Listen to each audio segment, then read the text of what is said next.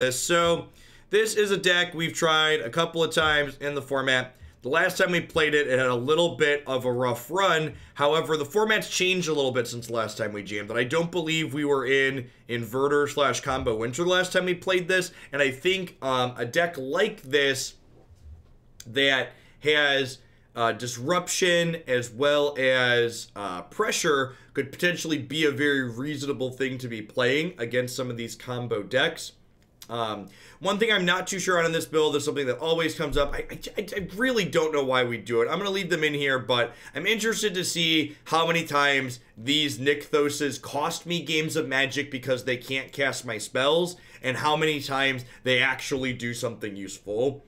So the only things in my deck that pay off for mana with Nykthos are Spectral Sailor, Gadwick, and to a lesser degree Thassa, God of the Sea. And my gut says I would rather have Castle Vantress or just 2 more islands rather than Nykthos Shrine to Nyx, but I'm gonna go ahead and play it because people always submit these decks with it. So I'd like to have a good highlight to see, not only for my personal experience, but for other people at home. So if I cut them in the future and say, hey, go watch these games, see how the impact is. I feel like people always consistently undervalue what you gain from having good mana. Melody's not really a payoff for Nykthos. Like, you're generally speaking, you're not taking huge things with this. And even if you are just taking one bigger thing, I don't think that often qualifies as a payoff.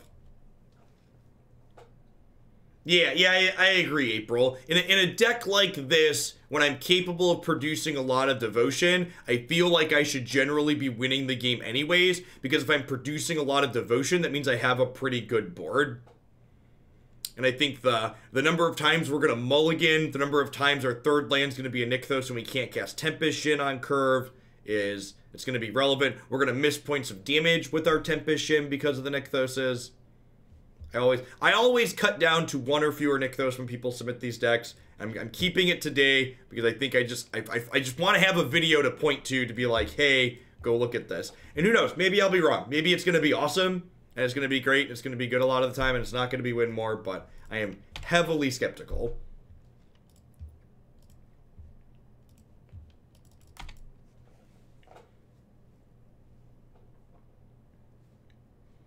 Looks like we're playing against Spirits here to start the day, so Spirits is kind of like the stock best flying deck in the format.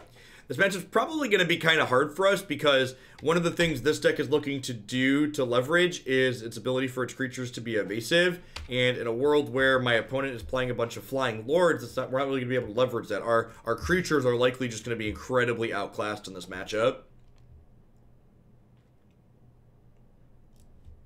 One of the questions from a purely competitive perspective I feel like you have to answer if you're playing this deck that we're currently playing is, what does our deck do that's meaningfully better than the Spirits archetype? And offhand, I don't have an answer to that. Something to think about as well. Thanks for the 27 months, Miller. I appreciate that. Welcome back. Thanks for keeping me around.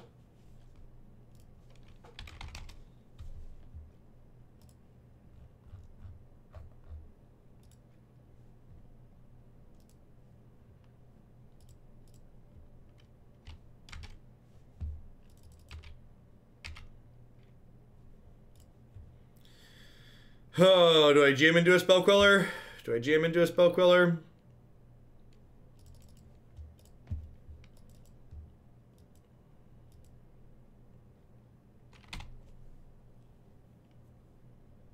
I don't know if that's right. Like, I don't really have... Like, if I'm not jamming into it, like, what am I waiting for? Because, like, I can't play this at instant speed. And, like, I don't really have counterspells in my main deck. Another thing to consider about the deck that we're playing, it's a very real concern, is that, like, Mystic Dispute is, like, one of the most played cards in this format. So, like, playing a deck where 100% of your spells get countered by 1 mana leak is potentially suspect.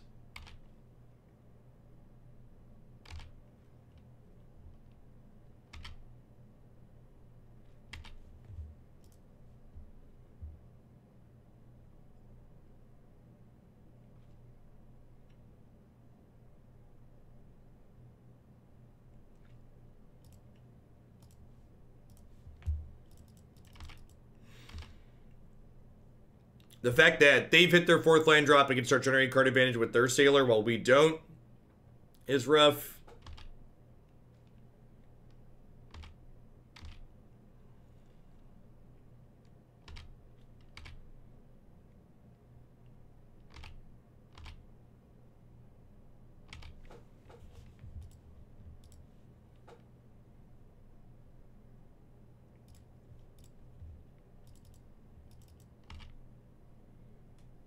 Yeah, Essence Capture is a card you could reasonably play.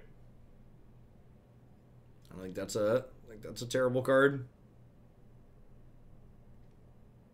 I'm gonna concede on their Spell Queller here. Never don't have it. Feels bad, man. Shadowspear seems potentially good. Makes our creature a little bit bigger and helps us race. Reality Shift is an okay removal spell. Mystic Dispute's fine. They have a lot of blue cards just like we do. They're also going to be bringing in Mystic Disputes. Spell Pierce doesn't seem particularly good here. They don't have a lot of non-creature spells, I don't think. Tail's End. I guess Tail's End technically counters a Spell Queller trigger, but it doesn't seem very good. They don't have a ton of spot removal out of their deck, but this could be useful as a combat trick on occasion, so they could keep 2 of them. This makes our things harder to target, right? Power is equal to your devotion to blue. Creatures and enchantments you control can't cause 1 more target. Yeah. Surge Mare's for green. This is for green and red. This is for red. Artifact or enchantment, not super useful. Morning Genesis. Well, I mean, you wouldn't play the Spirits deck if you weren't going to draw a Spell Queller, right? Alright. I'm gonna keep this. Hope to draw some lands, I guess. But, like, you know, if this was an island, we'd probably be better off. We'd assuredly be better off.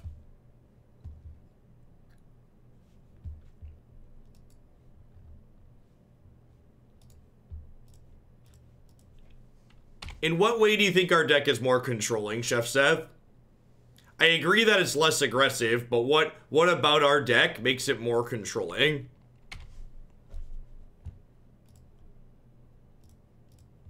Yeah, Dispute's the most played card in this format.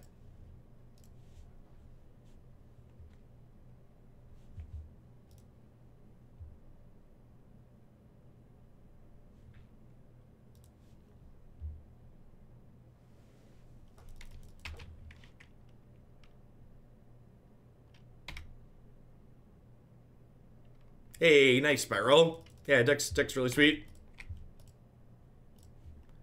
Just gonna go ahead and bounce this deck for 2 here. Yeah, I kind of agree with that, April. Like, I don't really feel like we have the tools to be more controlling. That's why I wanted a specific there. I feel like we're doing similar things without like not having, like, I'm trying to figure out, I'm struggling to, like, articulate a possible way in which our deck is better than theirs, like an axis we're fighting on. And, like, one axis we could possibly have is mana, but, like, with Nykthos, I'm not even sure we have that advantage.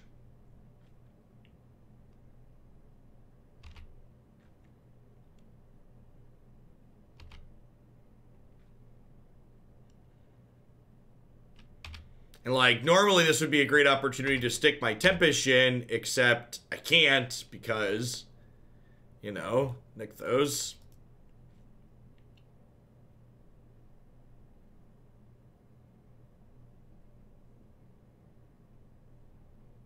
Yeah, like, manipulation is just too expensive to be playable, right?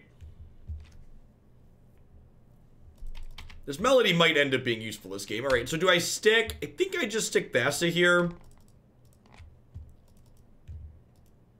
Did you miss the cat combo deck? You mean the Grixis cat deck from yesterday?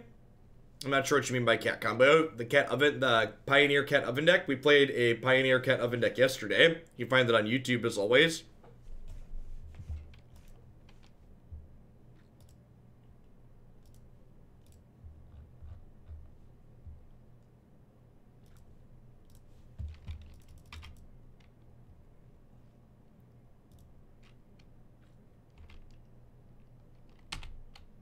I mean, in Grixis's defense from yesterday, the deck that we played also felt bad because it was a Cat Oven deck. Cat Oven has not felt particularly competitive in this format.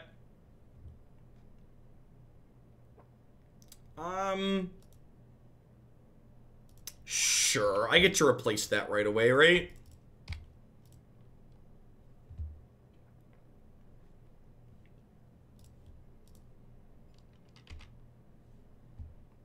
We might race them here.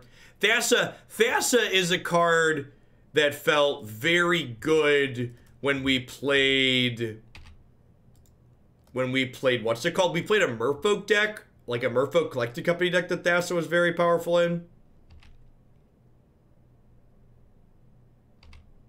Brutal. Would not be surprised if Thassa is a good payoff, but I wonder if this build is better for getting that payoff than the Merfolk deck that we played. The Merfolk deck getting to play Collected Company was a big upside. I don't know, we'll see. If Nykthos is good, this is definitely going to be a board state where it's good, right? Like, Nykthos next turn generates 1, 2, 3, 4, 5, 6 mana for us. So, like, Nykthos isn't good here. It's probably not ever going to be good enough.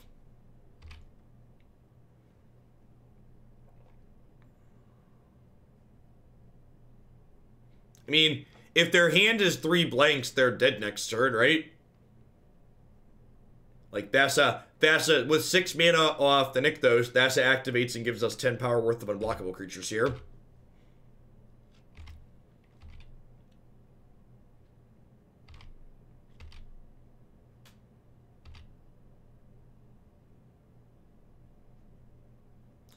It's more controlling in the way we generate tempo. We generate in 2 ways on the stack with Dive Down and Obsession. I mean, Obsession isn't a card that generates tempo, so I'd encourage you. And again, this is why, like, buzzwords suck. Like, you don't understand what tempo means if you think Curious Obsession generates card advantage, but assuredly is not generating tempo.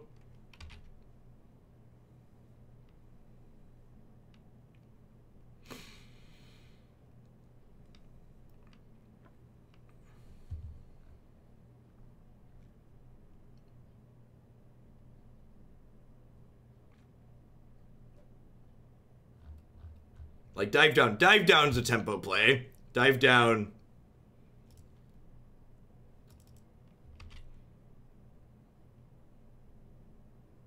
So I don't have enough mana to counter this and still kill them. I'm 1 short, right? 1, 2, 3, 4, 5, 6 mana only. Just have to let that happen.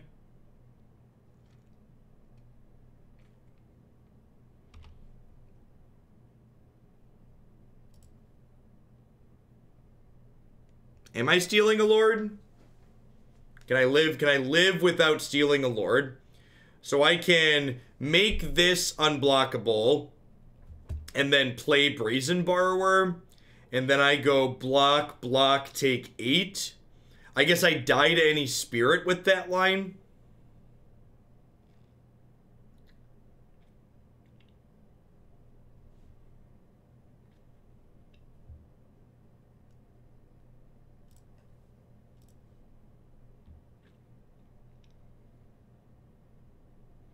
I'm gonna attack with this and see what they do.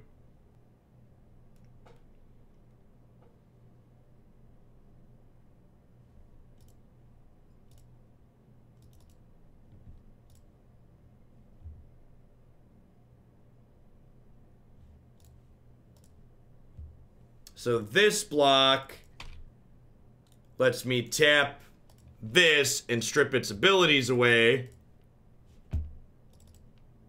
which means I now eat the Supreme Phantom in combat. So maybe we're okay here because of their mistake. I'm not dead to a,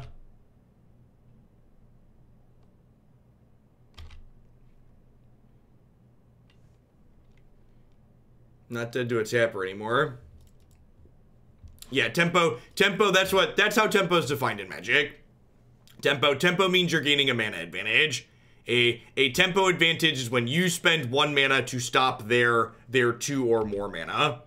My dead to double spirit, 5, 6, 7, 8, 9, 10. Yeah, looks like we're exactly dead here. This game felt close because of Thassa, but it was also awkward in the beginning because of Nykthos.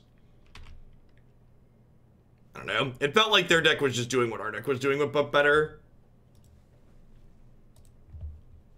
Let's pop on into another one here and see how it goes.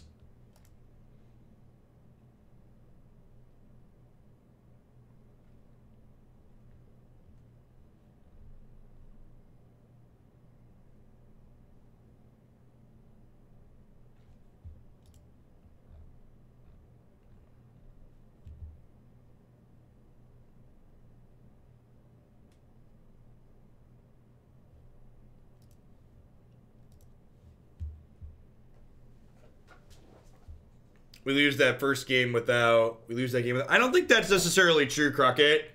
My entire curve looks different. If I have Nykthos, I'm more aggressive, and I potentially pressure them out of the game without the Nykthos.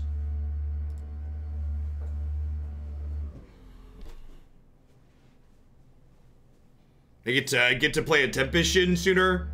And having Tempest Djinn sooner not only puts me in a position to be more aggressive, but it slows down my opponent's ability to attack as well.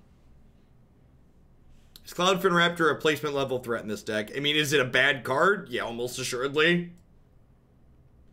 And not being able to play Djinn when we had 3 lands was a big deal.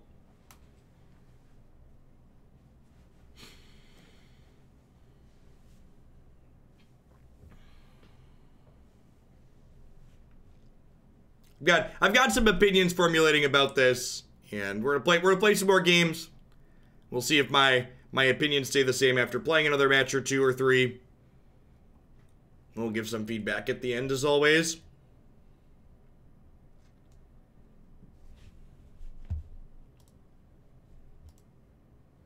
This is one of the things that, you know, we see this in standard formats a lot, and it happens in bigger formats like this too as the formats develop more. Like, decks like this seemed reasonable when we first started playing this format, but as other things become more optimized in tune, things that felt good at the start of formats frequently become, you know, just worse versions of other things.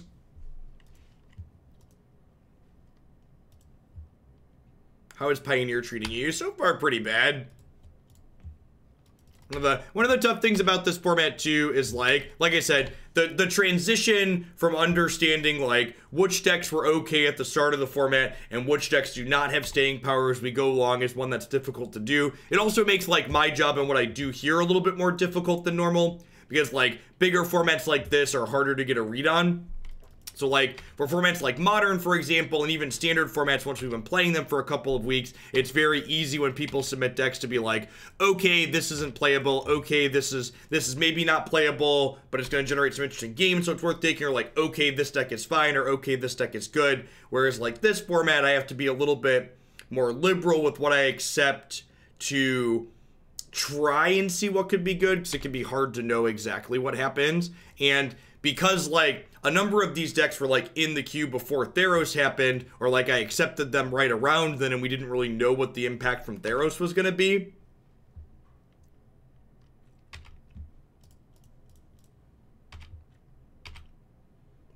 I think I'm just going to go ahead and play Brazen Borrower here. Get my extra point in on the Cloudfin Raptor. It's going to be a game we just run them down by turn 5. Let's get linear. I want to get linear. Let's get into linear. Do do do do do do do do do do. I kind of feel like that game we just played there is probably some of our better draws. I really feel like the Spirits deck just does that better as far as like ignoring my opponent and running them down. Having a bunch of Lords goes a long way. Probably some kind of Rally of the Ancestors or Graveyard deck. Tail's End probably isn't particularly useful. I don't know that I really have anything on my board that is super useful, though. Maybe I just bring in Mystic Dispute as an extra counterspell, just like 3 mana Leak. Maybe Reality Shift is okay. Maybe Shadowspear, but maybe I just bring in Shadowspear to see if we can race it. Let's do that. Let's bring in the pair of Shadowspears to try and race a little bit better.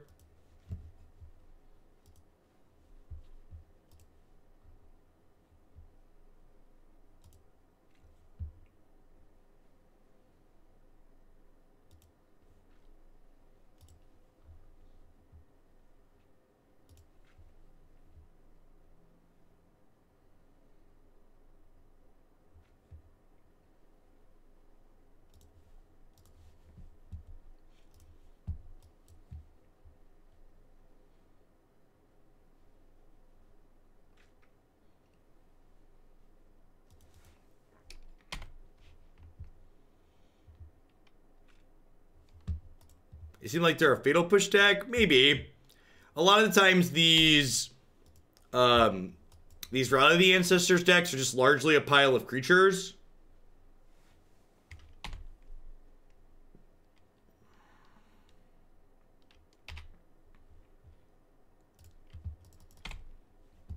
I'm gonna pass here rather than playing Merfolk Trickster proactively, because I would like them to attack with Citrus Supplier so we can diddle. Although I guess trying to get this inside of combat doesn't really do anything because they just sack it to Cartel Aristocrat. Maybe I am just supposed to play Merfolk Trickster on my turn.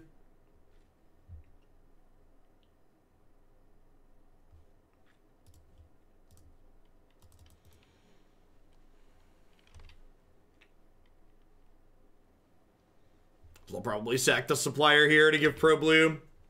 Cartel Aristocrat's likely going to be a tough nut for us to crack. We need to try and run them down quickly. This is basically unblockable because it can gain Pro Blue.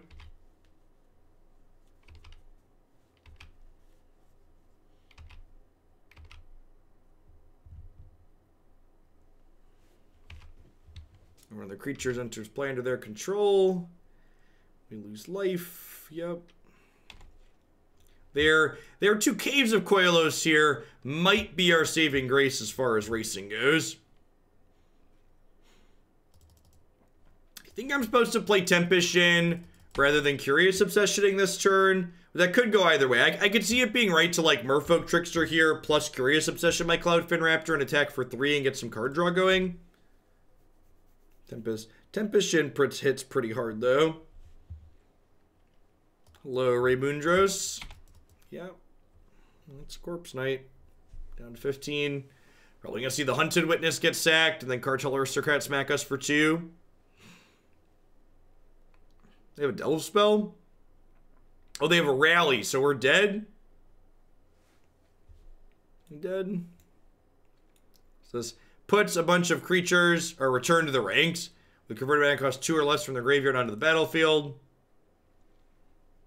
Not quite dead yet, but close. Yeah, we didn't play against much Inverter yesterday. Our deck was still bad yesterday, but the actual range of decks that we played against was quite large.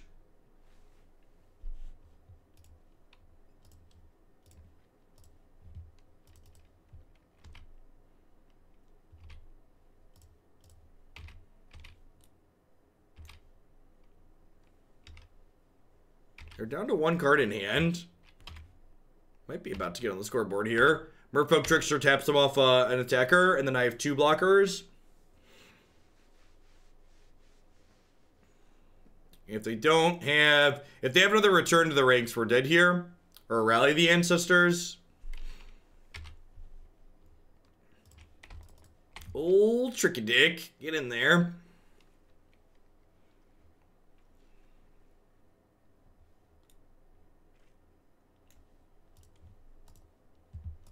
Hey, the Corpse Knight and the Fiddle.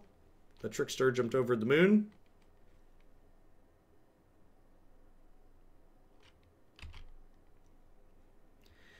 And we're dead. Feels Combo Man. And again, that's part of this format too. Like, when we're talking about this format and why I've been like a little bit medium on it, is it's not even just about getting inverted. It's that the format in general just feels very, very similar to Modern right now. It feels like there's a lot of different combo decks that are kind of neat and different in different ways. But like, the kind of thing that was unique about Pioneer was that, like, you know, it was the format where like mono red mid-range could be the deck people were worried about, or like 5-color Niv Mizzet Bring to Light. And now it kind of just feels like Modern Light. It feels like there's just like worse payoffs and worse mana, but similar play patterns to Modern. God, why isn't this land an island? Why aren't you an island?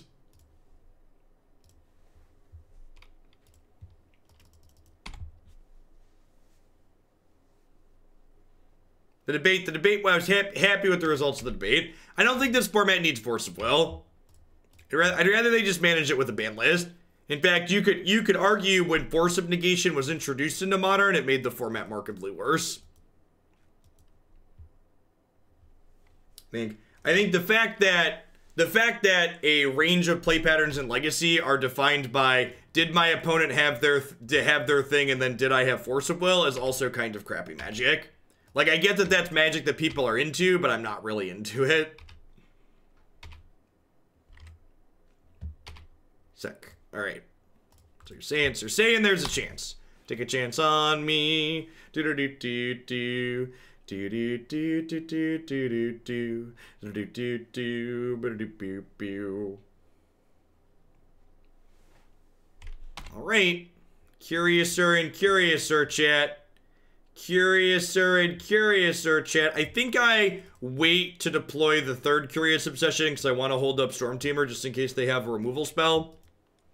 Hopefully we'll just have like one of the unbeatable mono blue draws. You just like strap up your Sailor and take him to Pound Town.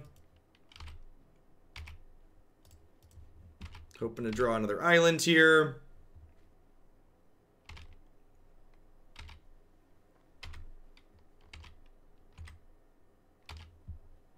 Gosh, chat, we can fit so many eggs in this basket. This basket's gonna be overflowing, chat. Overflowing with the wealth of our eggs.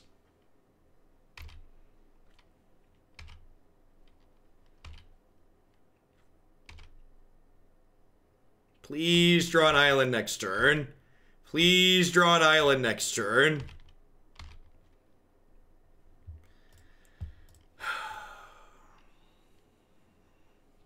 That's fine. It's fine. We're winning anyways. We're winning anyways.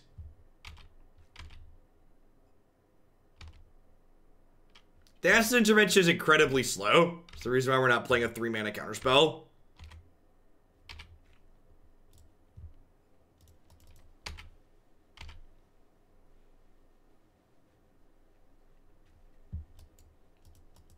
Are they dead? It feels like they're dead.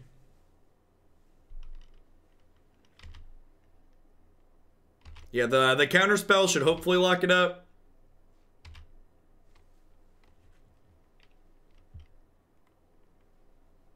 I can't play Merfolk Trickster because of Nykthos. I won't be able to hold up Siren Stormtamer. I just have to take the hit. What do you feel about Remand as an addition to Pioneer? I don't think it would solve any of the problems the format has, but I think it'd be a fine card to include in the format. I'm a fan of casting the spell Remand. Remand and I go way back. In my ideal Pioneer is a format that's managed to the point where we don't feel like it's necessary to say we have to keep Thoughtseize because it stops things that are worse than itself. In my opinion, I would like it if they managed the format to the point where Thoughtseize wasn't a necessary evil. That would be my ideal Pioneer format.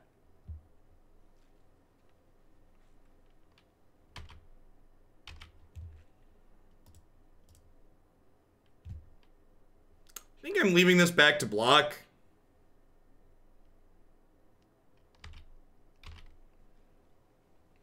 Can't kill them anyways.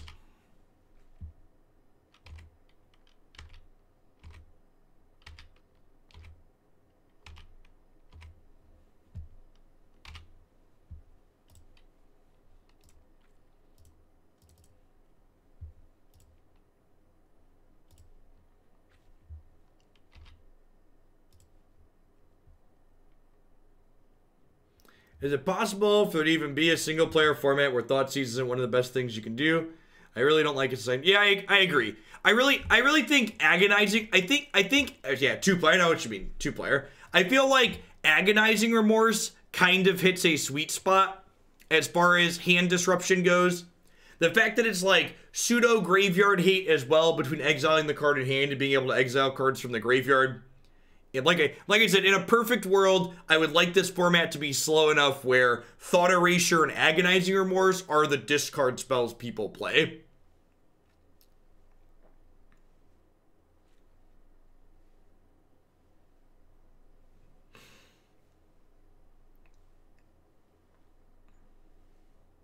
I think Duress is fine because of the restrictions imposed by it.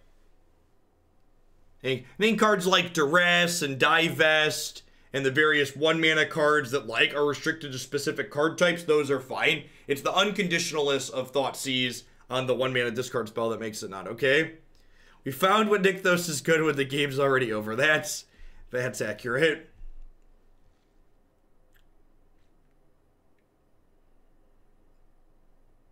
Yeah, I agree with that, April. One of the things a lot of Magic players seem to like is they think arms races are good things. You often hear players talk about how the solution to problems is making better answers and scaling things up, when I actually think more enjoyable formats overall probably are better from de-escalating. I think games of Magic tend to be more interesting when your answers are a little bit more specific and less powerful, and so are the threats. Give your games a little bit more time to develop overall.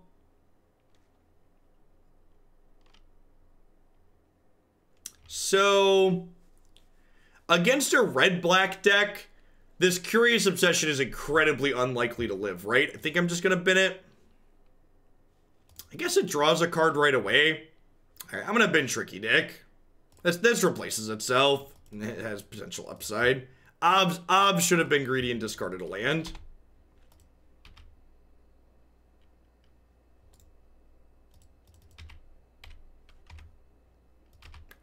Obviously should have been greedy and discarded a land.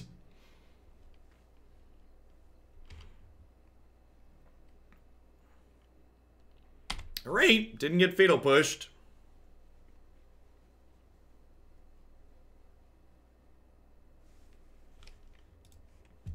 Sounds like limited to you. Disagree. The defining aspect of limited is how you build your decks, not the power level of cards. There's also a huge range between, like, limited removal spells and, like, giving formats Thoughtseize, Path to Exile, Lightning Bolt, and, like, limited removal. As with most things in life, Magic is a range of things. It's not just it's not just A or B.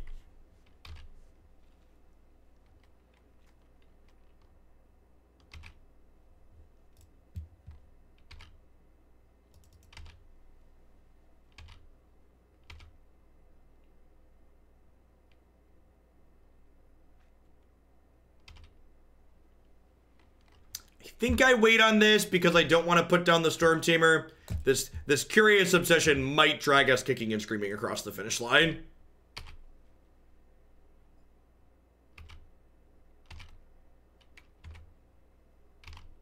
Okay.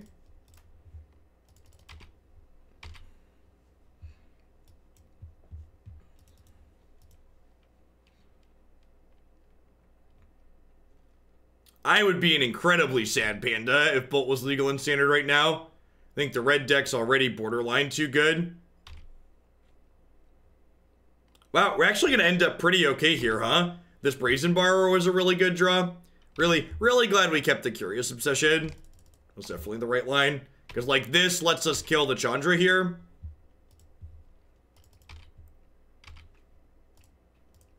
Attack you, attack Chandra, attack Chandra, attack Chandra. This is actually a really good example of interface improvements Magic Arena has over Magic Online. So, for example, it took me 6 clicks to tell these 3 creatures to attack Chandra, whereas on Magic Arena, I could do that same game action with just 4 clicks. I could go click, click, click, click your Planeswalker. Yeah. A lot of little things like that Magic Arena does really well. In fact, I think if Magic Arena simply added save targets and always yield interfaces from Magic Online, it would have pretty close to an ideal in-game interface. I feel like those are the two things I'm really missing. Fast tapping's a good one too, for when you don't want to, for when the auto tapper's messing up, holding down your hotkey to click on your lands. Yeah, agree with that. That would be a good third one. Forgot about that one. Yeah, human drafting's different. That's an out-of-game feature. I'm talking specifically about the in-game features. You know, April, I would bet that things like auto yield are because they're trying to figure out the interface for mobile.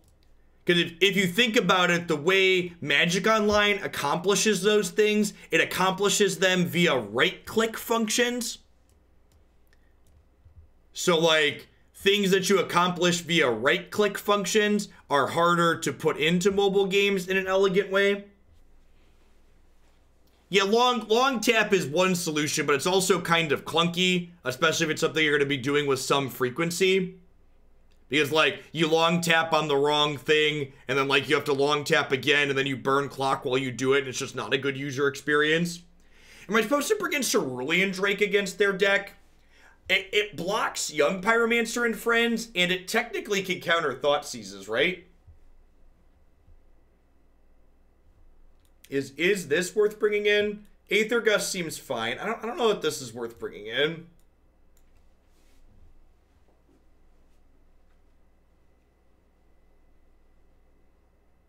Yeah, blocking Crocs is not very good, though, because it, like, sits there and eats your hand while it does it. Now, with Crocs in mind, Reality Shift is probably good.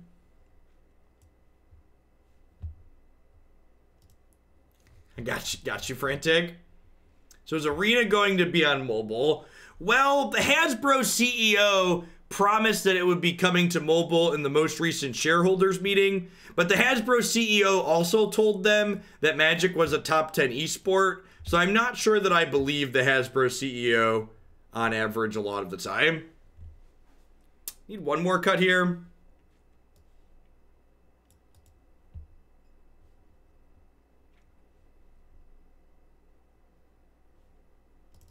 Meh. Thanks for the 14 months, Cold Puck. Welcome back.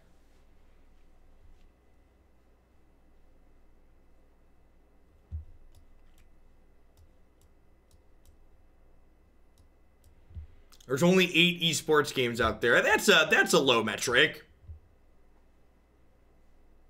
You're a top 10 esport. There was a website that had tiered a bunch of them, and there were over a dozen on them. The Worlds Tournament had a lot of viewers. A lot of viewers.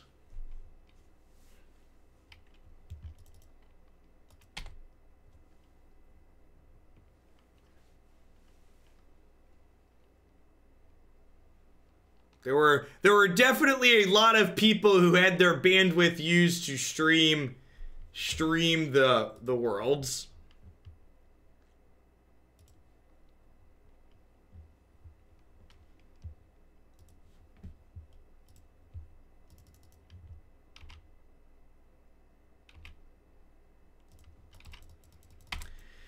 I think I just hold up Tricky Dick here and wait to play the Curious Obsession on something when I can protect it with Siren Stormtamer.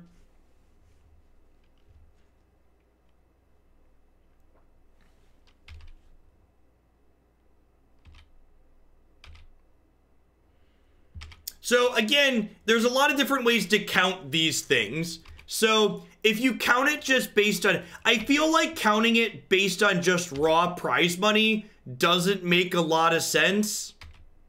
Just because literal anyone could just buy their way into claiming they're a top 10 esport even when a lot of people aren't interested in it.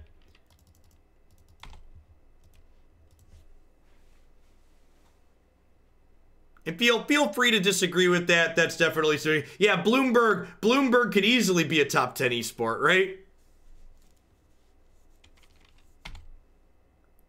Bloomberg could like drop a couple dollars on the floor and be a top 10 esport. By that metric.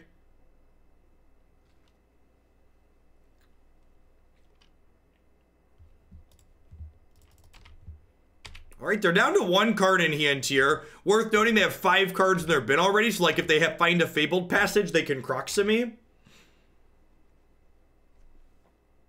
Bloomberg bombs in debate in multiple papers today. Good.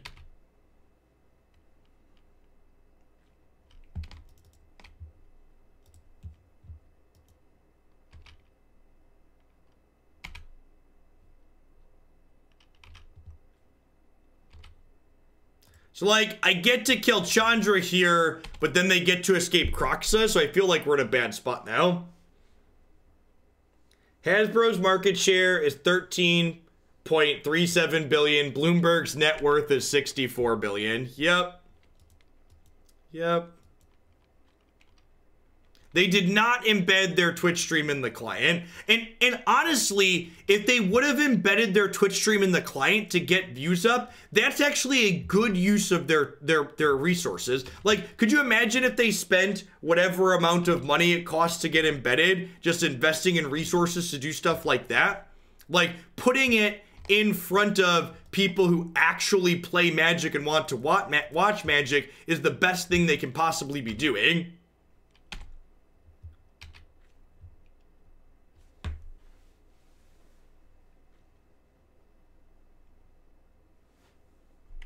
For anyone saying Bloomberg got out, many of the attacks against him were false, according to fact checkers. I think it's adorable, and your optimism is super cute that you think we're living in a world where people watching political things care about facts.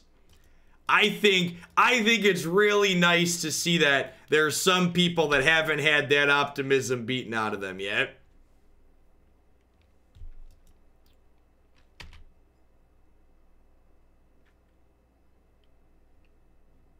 Alright, so we're super dead to this Croxa.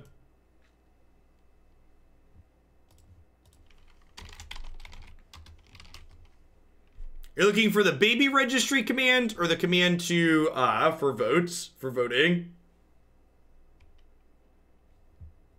Yeah, and also, I'd also need a source on that. 1, cite a source. 2, how much is Bloomberg paying you to tell us that the attacks weren't credible? 3, oh, this Nykthos. Oh, Nykthos.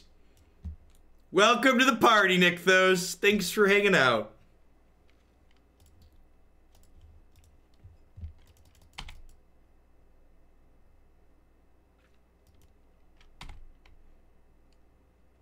I'm all alone. There's no one here beside me. But I've got 2 Nykthos. I'm so glad that this is currently happening. I am so glad that this is currently happening.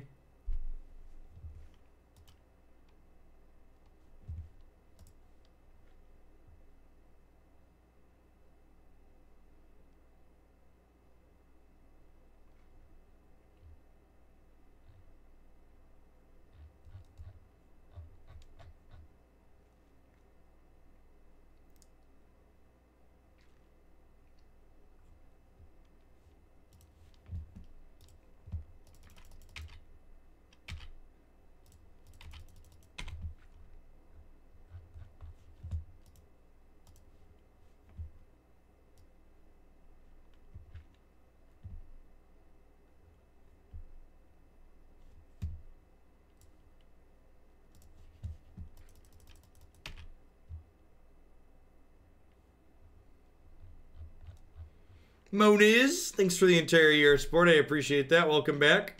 Let's get you a sword to go with that shield. And even if we manage to cast Nykthos, or cast Djinn doesn't get power because of Nykthos. Even if I manage to cast the Djinn, I can't hold up Dive Down. Well, I guess I can. Nope. Nope. No. Maybe Thassa could be okay.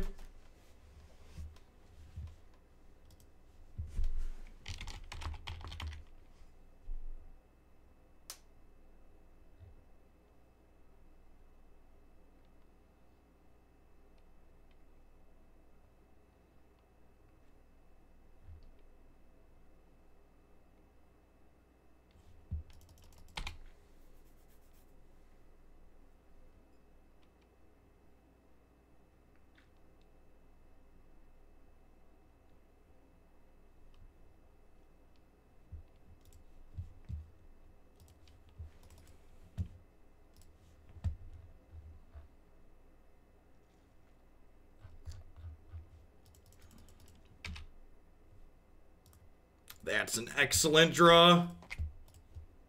Flip that one right on off there. At least we have something to discard. They put Crocs in the bottom of their deck, unsurprisingly, here.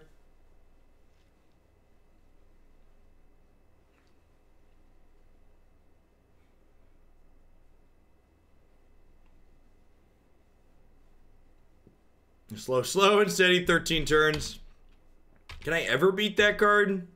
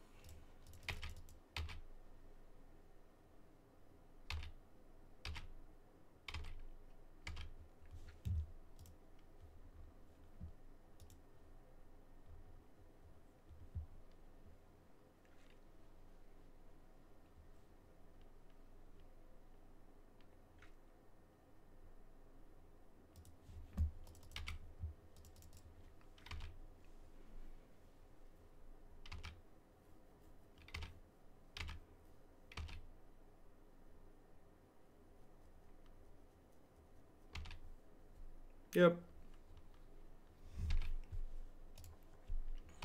We just, like, have to hope they just have, like, Stone Cold Nothing. Feels like I can't beat anything.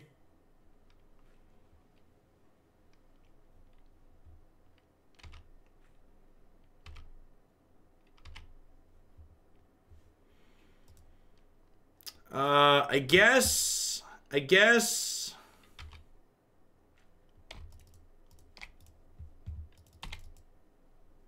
How's this deck been? Bad. Nykthos has been kicking us. Yeah, I'm done. All right. I think I'm gonna call it. Do I try one more? We're to it. We're 1 and 2, right? Let's try one more. We'll give it the college try. See if we can get some of our dollars back with the second win. Yeah, the power level's just low. Cloudfin Raptor's just like ain't what she used to be. Ain't what she used to be. I feel like this deck is doing similar things to both the Merfolk deck that we played last week, as well as the Spirits deck that's well established in this format. And it's worse at doing those similar things than either of those archetypes are. Our individual card quality is low. With Nykthos, our mana still manages to be awkward at times with a one-color deck.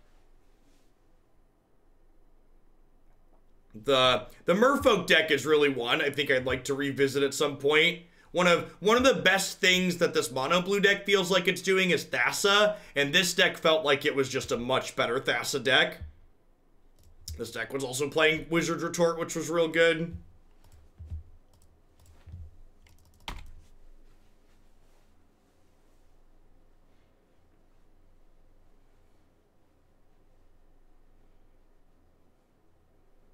I'm excited to get Thought Seized and lose my Curious Obsession.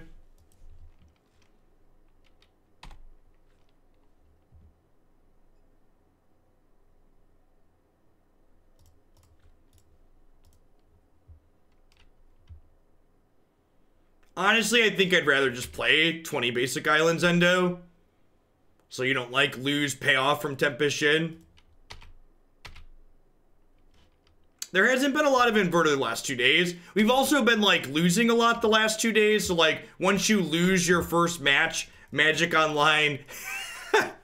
Magic Online tries to pair you with people based on similar records. So, like, once you start losing, you're less likely to play against the good decks.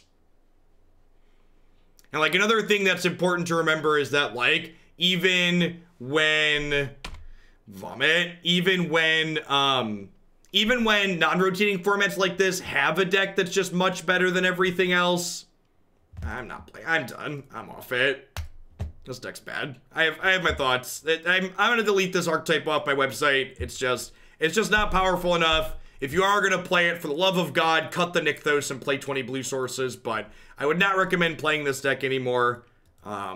Like I said, I think it's just worse than the Spirits deck. I think it's worse than the Merfolk deck. I think you could pick either of these other archetypes and do similar things with a higher average card quality. More card advantage from things like Collected Company. Mana that's about the same. Yeah, you don't register Cloudfin Raptor, etc. So it was a rough set. I think there's going to be a number of rough sets for Pioneer over the next couple of weeks. Like I said, my backlog is a few weeks out from before. Some of them are even before Theros happened. And, like, as the format changed, decks that seemed potentially good when I accepted them are a lot less stellar now, potentially. So I'm just kind of going to get beat up by decks that are higher power level than what we are. Again, this format feels more like it's pushed in the direction of Modern, where, like, trying to play random brews has become harder because there's so many different combo decks that you have to compete with, that getting reasonable games with decks that aren't at least semi-tiered, it gets harder and harder. All right, at any rate, Standard's been great, though, recently, so let's go ahead and jump on over to that one. I'm going to go ahead and do a quick ad roll while we get set up for Arena. And when we get back, we're going to kick off with some green-red adventurers. Back in a few, folks. Thanks for hanging out today.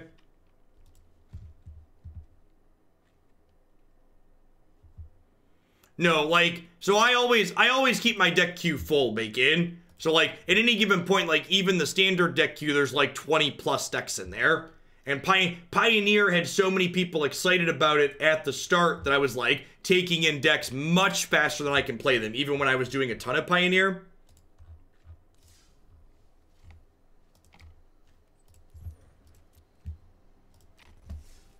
Mono red and blue white control are definitely the two most popular decks in Standard at the moment.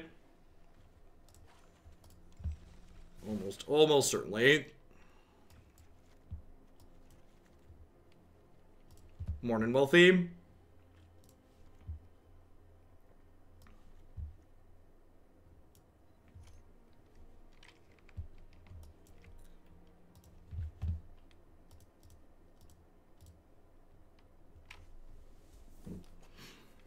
Hey, Undead Voodoo, thanks for the 5 months. Welcome back.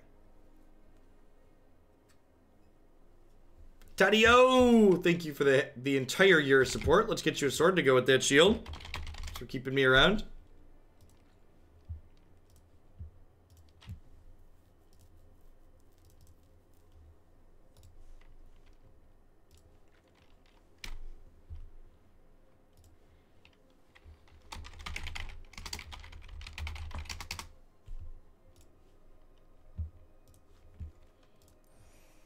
Still no full art for Saga. This only has an alt art, right? Yeah, not a borderless option.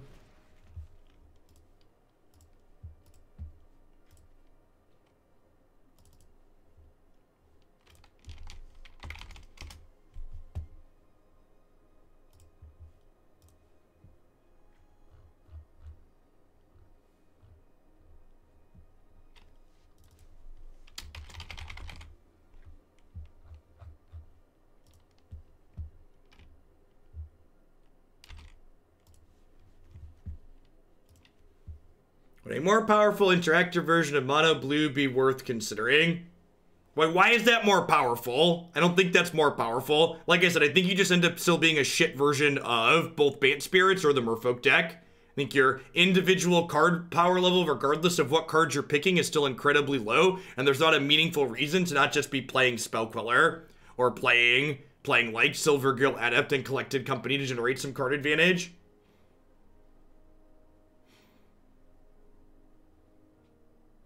Like, tapping out for, like, a 4-mana card like Master of Waves isn't really great against, like, the Fatal Push decks full of removal.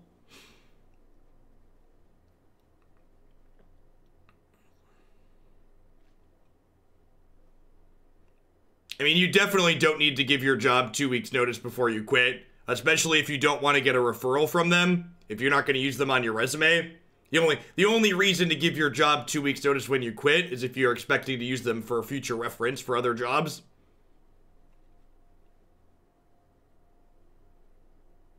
Raid has energy explicitly because you want to grind Punchworthy, spend your gems.